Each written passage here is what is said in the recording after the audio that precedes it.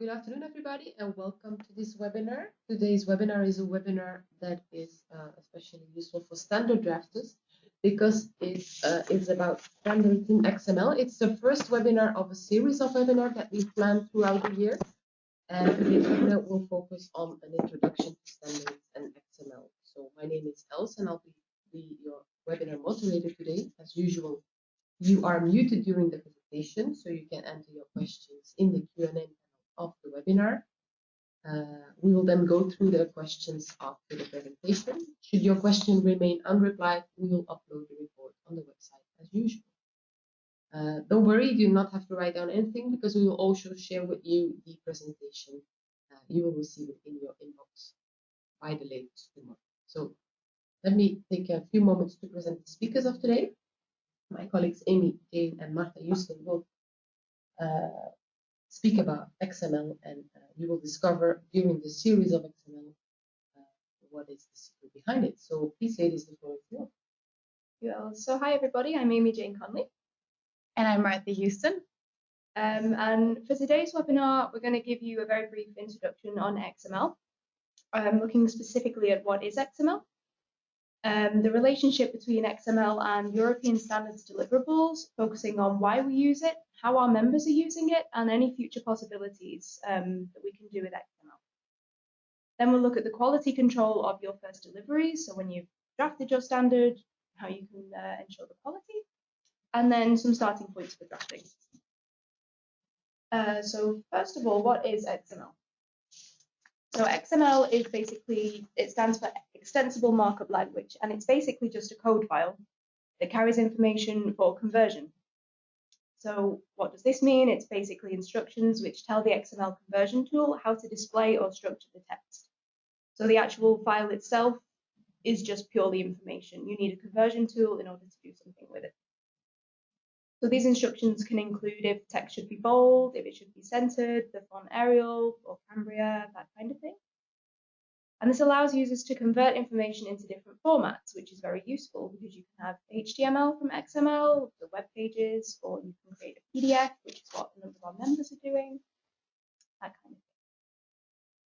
And what this means is that deliverables in XML can be read across many different devices seamlessly, which makes content more accessible because you're not limited to just one type of device, one type of content. And as I've said, it only holds information.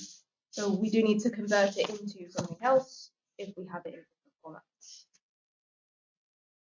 So XML, this is what it looks a little bit like the example that you have on your screen. We have some tags in blue, and then the black text is the text that you will see when you convert it, that kind of thing. It all looks a bit confusing, but this is ultimately the back of it, basically. So the next thing we're going to talk about is XML and why it's important for European standards deliverables. The first point is why XML, and right now the members are using it, and especially the translation departments of the different members are making the shift to XML. Also, IASO is already using it, and IAC is also on the path towards using XML a lot more extensively. For these reasons, it's required by our members that we deliver many different deliverables in XML. More specifically, how is it used? The translators use the XML to translate faster and much, much more accurately than if they were just translating using a Word document. The members are using XML to display content online. For example, using web services. They're also using the XML for coding purposes. They can just extract text from the XML and put it straight into coding.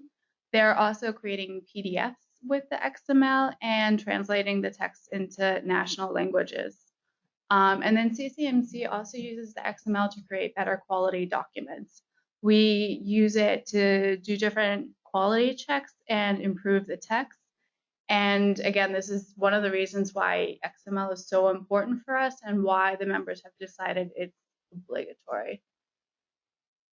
For example, this is just an example of how one of the members has used the XML to create web browser content. So this is how XML could look instead of not in a PDF, but on the web.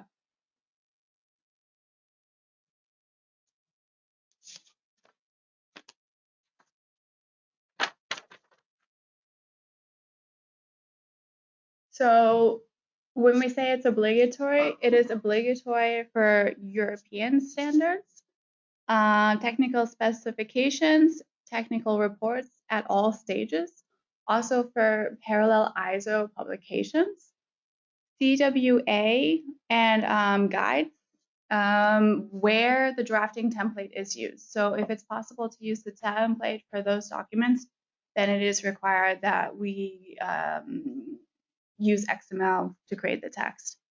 Where the mother standard has already been created using XML, then the amendments in core gender are also required to be in XML. So that's from about 2015 onwards. The next really important point is the future of XML. We are in going down the path towards machine readable documents, and having the documents in XML is super, super important. And we can't have machine readable documents without being able to have text that are flawlessly in XML. Cool. So moving on to quality control of first deliveries. So as Martha has already said, it's obligatory for us to provide XML for all applicable deliverables. That causes us a number of problems because often with first deliveries, the quality isn't great, which is why we have requirements. So some things to think about when you make your first submission are figures. Make sure that you follow the requirements that we have for figures. Use of the simple templates for both Sen and Senelec really, really helps us out. Making sure tables are simply drafted, making sure any formulae, equations are in math type and only used when necessary. And we will have webinars on all of these topics in the future, going into a lot more detail as well. And the reason why we have these requirements is because it's very, very time consuming for everybody involved, not just the CCMC editor, when elements of poor quality go missing. Basically, because if we have to chase you for things, it delays us. If you have to provide us things, it delays you. It delays the deliverable overall.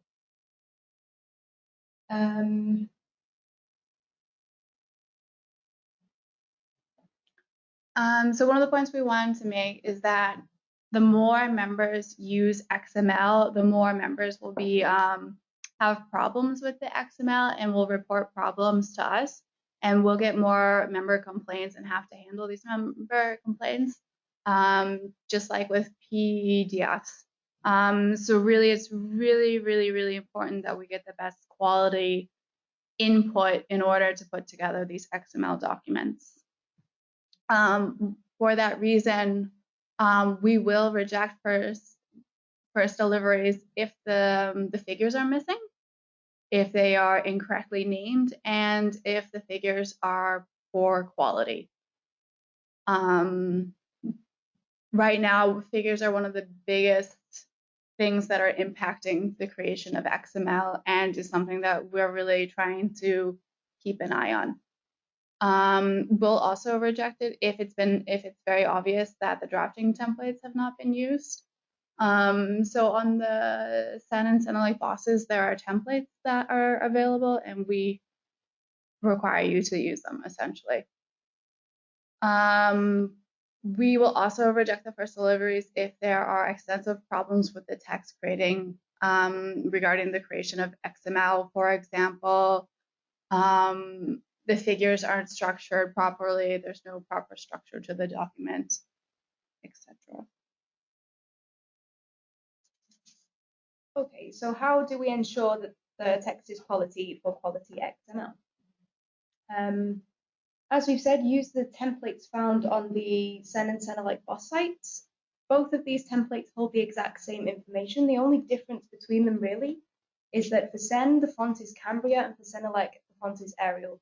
In terms of styling for XML, everything else is exactly the same. So if you're a Senelec TC and you have problems with the template, don't be afraid to use the Sen template and vice versa. They're both exactly the same. It's just that the font is different. That's it.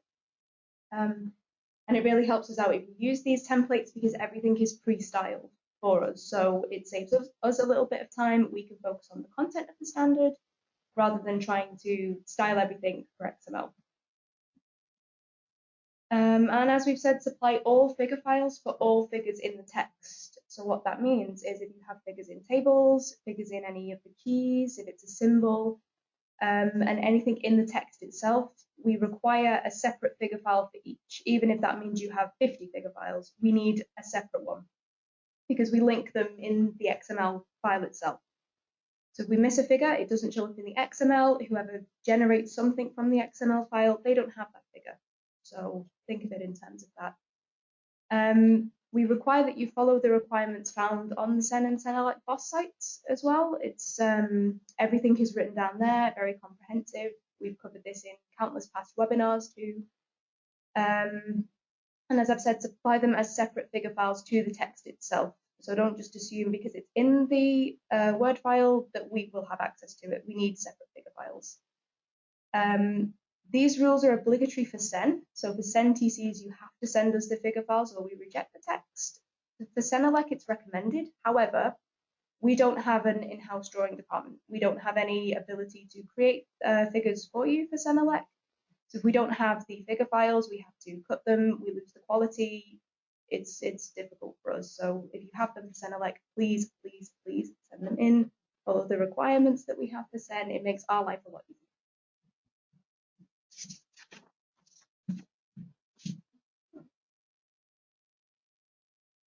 So how to ensure quality text for XML?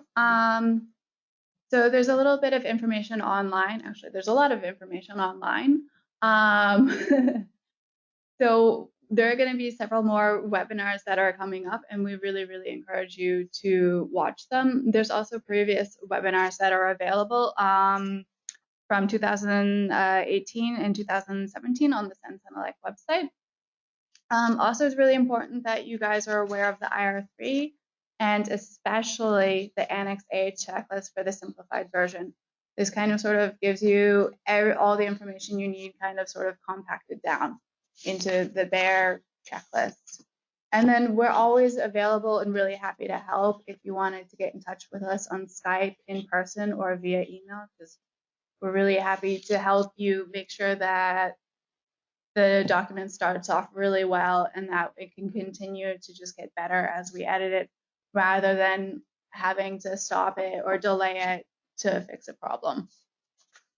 And as I already mentioned, there's going to be a lot of information coming up in the next few webinars, so we really encourage you to check them out.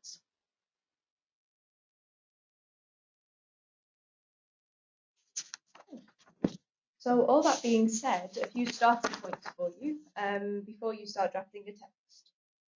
Completely from scratch, the Sen and Senelec BOSS sites are incredibly comprehensive. They include all the information you could possibly ever need or want on drafting a text, the rules behind it, procedures, processes, everything. A few things we want to highlight to you today are the simple templates.